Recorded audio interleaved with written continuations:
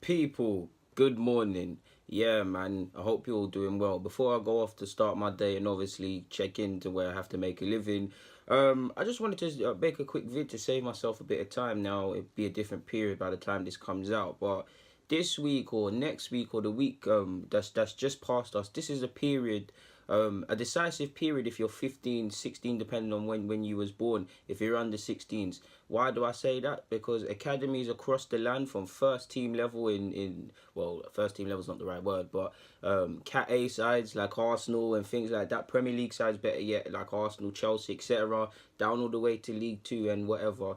People are finding out, young players are finding out whether they'll be given scholarship deals, which is typically a 2 year extension and then the chance to earn a pro deal, or if they'll be kept on to the season and allowed to train and things like that, or if they've just been told they'll be let go. Football's a cutthroat world. A lot of professional footballers that you see that have made it now and that you see at academies, they've been close to being released. They've been released by clubs and then picked up by the same clubs. Other clubs have picked them up. Football's a funny old game. It's filled better yet of opinions. And it's a funny. Ultimately, it's a game of opinions. Essentially, it's a game of deceitfulness. It's a game where it depends what your agent can do for you. And they've seen a lot of their friends be released and things like that as young footballers from under sevens, assuming they've been in the academy that long, to under 15, 16 level now, or under 16s.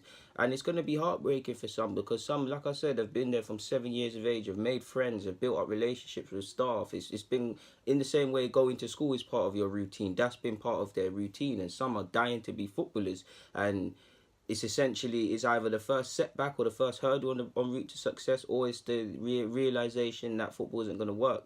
For their parents who have taken these boys typically 3 times plus a week, 3 times training, and then obviously on a match day. And obviously, if you live in somewhere like North London, like me, and your boys at Chelsea, that's I don't even know in Surrey where that is, but that's Surrey. So to make that 3 times a week plus a match day, it's mad commitment. And while there's no guarantees, and clearly parents tell their sons there's no guarantees, it would feel like to a degree it's for nothing. Now some players will get picked up by other clubs, but it's a nervous time for them. In the same way that 16-year-olds applying to college, thinking about what they're going to do, a lot of these players will have to consider that. A lot of these players, like I said, will be trialing endlessly. A lot of these summer's going to be a lonely time as well, people, because they find out now, so they have time to assess their options. Some, thank God, will be able to make lemonade with the limes and lemons they've been given. Some will be trialing aimlessly at clubs. Some will be given false hope by clubs.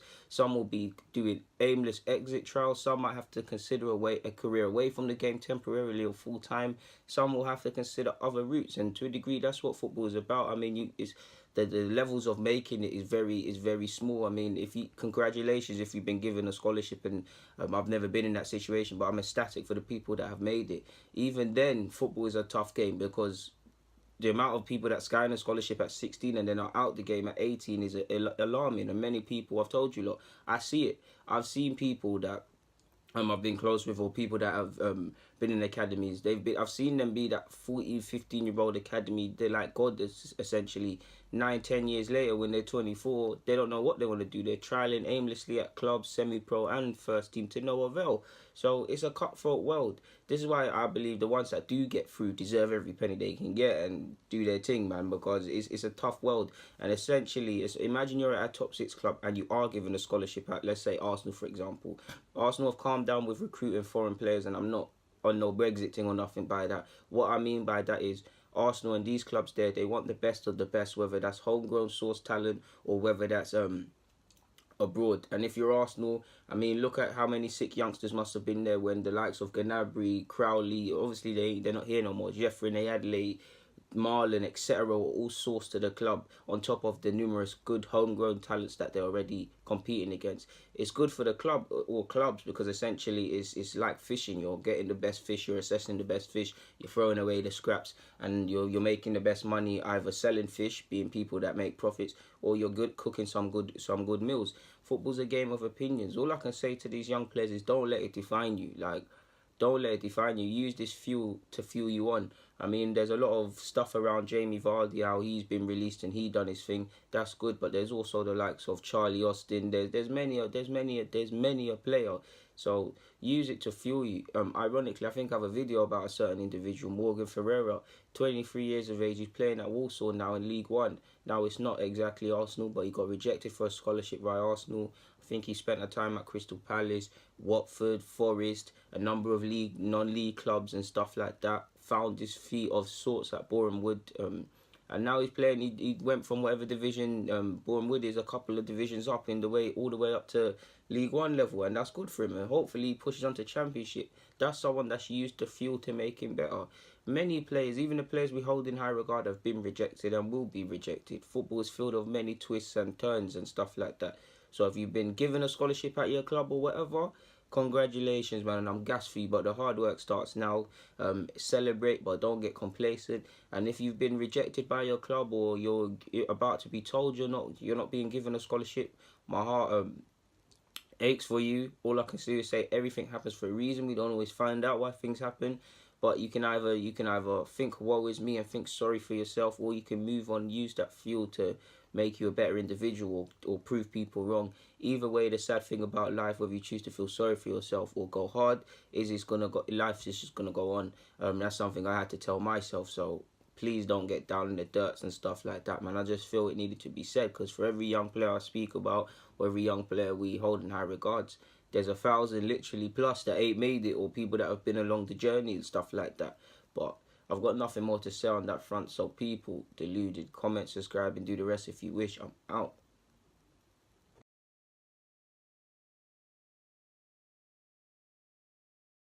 People, deluded, I'm back again. Now, a quick vid. I'm not going to keep you guys here long, but Morgan Ferreira, I believe his name is. I believe at this moment in time he's 23 years of age. Some of you might be wondering, what the hell does he have to do with Arsenal or anything connected to Arsenal? And he doesn't. For those, well, he did. For those of you who are interested in youth and things like that, once upon a time he was an Arsenal youth player. Sadly, making the grade at any club is tough, and it's a game of opinions. They deemed that he wasn't good enough to be given a scholarship. He wasn't given a scholarship, and I believe he eventually ended up at Nottingham Forest. He was at Forest, and then he went to Watford, and he did dib and dab between the non-league circuit and things like that. But now he's back in league football, playing League One for Walsall, and I have to give my hat off to him. I mean, there must have been many a times. Obviously, it was via Boreham Wood. He went to Boreham Wood. He was playing to a decent level, and he got noticed, and he made the jump up from, I don't want to say non-league, because I don't think Boreham Wood are non-league technically, but for want of better words, non-league all the way to League One. That's a good level to step up to, and I rate his resilience. There must have been plenty of times where he wanted to give up, because I know this. I have friends that used to be scholars and stuff like that, and they're now looking for clubs or trialing aimlessly.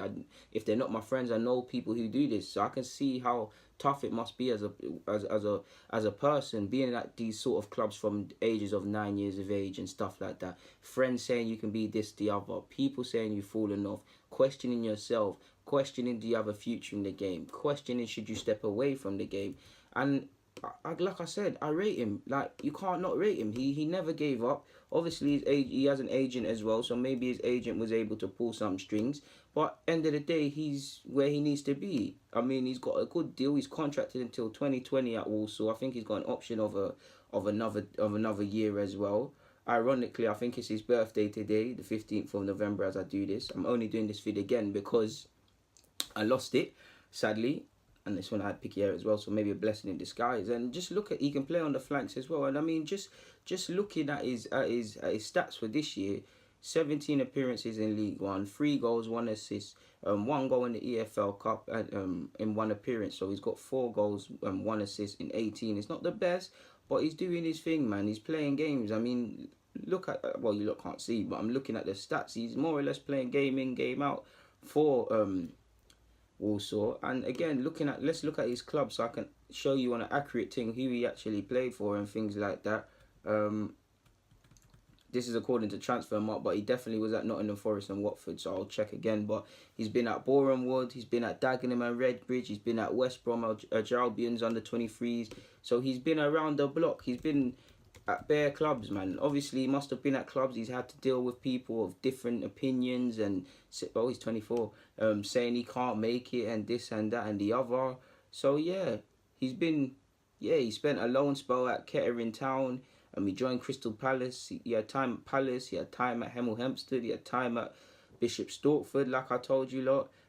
Watford, like I said, he's been around, and this is what shows you football's a game of opinions. He's been around the block. He's had to obviously deal with some clubs that like him, might not be able to give him the P's. Some clubs that like him, but he doesn't fit the system. Some managers that don't rate him. Some clubs one of them clubs are bound to have just signed him for the youth ranks for the sake of it and another body. He's had to deal with managers not rating him. He probably lost faith in himself at one period in time, and if he didn't, forgive me, I'll give him credit. I mean, I have to rate it. I have to rate it because footballers rarely have a home. They constantly move around a lot, but I rate it because he kept going. He kept going. He's 23 years of age and more time. Obviously, he's got, when you got Arsenal, Watford, Forest, Palace, and a couple clubs like that on your CV, it helps you. But he's 24 now. He was 23 at the time. He's not 18, 19 years of age where people think, cool, real potential. We might have bagged a gem here which could be sold. 23, they kind of want you as the finished article, so he might have thought it might have never have happened. To a degree, that could work for him because he's not a child. He can hit the ground running, and like I said, he spent time at the non-league circuit, so he's definitely erased Arsenal and these clubs there out of his memory in terms of treatment. But it's a credit to him, man. I want him to go all the way. Immediately, just looking at his contract situation, to my knowledge, which I just saw, it said contracted until 2020, so I'd love to see him earn a new deal, possibly step up into the Championship, and I'm sure he's got ambitions for the Premier League. Again, it doesn't matter your opinions on the player, I cannot not rate someone who's been knocked down 10 times and found a reason to get up, because he must have wanted to give this thing up. Maybe he might have given up and people around him helped him. So all I can say is it's first and foremost, it's testament to him, it's testament to his ability and his faith, and special shout out to the people around him who have done things for him or kept him going that I clearly haven't seen to praise them in this vid than other people. So yeah, man, probably credit to his agent as well for not giving up on him and seeing that he still's got something to offer in the game as well. And obviously credit to the managers and the scouts and whatnot of the club he ultimately signed for, because if they didn't think he had some use, he would not have a club or would not be in League One essentially. So credit to him, man. I can't not rate stuff like that enough, man. So people deluded, there's not much more to say. If you're a young player out there and you're going through similar situations, or you're thinking your chance might never come, it might never come. I'm not going to sit here and say it's going to come. Your chance might never come, but what you don't know is what might happen if you give up. Don't give up. Knock down every door. Don't listen to any words people are saying. They'll bring you this club and that. Go and sign yourself. Knock down every door. Keep going, and if it's meant to be, it happens. And if it doesn't, just learn from the failure and think about where you can go again. Because, yeah, that's all you can do. We all had to realise one day we wouldn't be professional footballers. And for me, I'm still trying to figure out what I want to do with my life, essentially, because that's all I wanted to do in my head. And when I see some fullbacks, definitely ones that used to play for my team, I could have made it. I couldn't have been known a maiden, but I could have made it if I had certain fathers that were ex-footballers, or I had certain last names. But it is what it is. Like some people that played for my team. But enough shade. Guys, DG, thank you very much for watching. It means the world, of course.